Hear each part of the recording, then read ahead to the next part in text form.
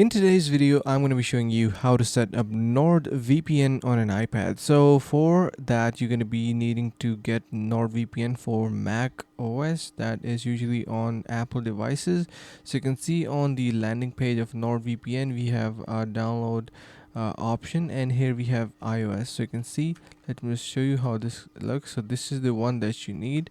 Make sure you click onto that option of iOS, and once you do, it is going to be giving you a lot of options. So you can see this is for iPhone, and most required today is going to be iPad. So before you download this, you can head over to the link in the description of this video to get 70% off on NordVPN, and that is going to be helping you a lot. So I hope this helps, and that's how you can get NordVPN for your iPad. Thank you so much for watching, guys. Make sure to subscribe to our channel, and if you have any questions or want to ask anything, you can simply comment down below, and I will be assisting you personally upon that. So stay tuned and see you around in the next video.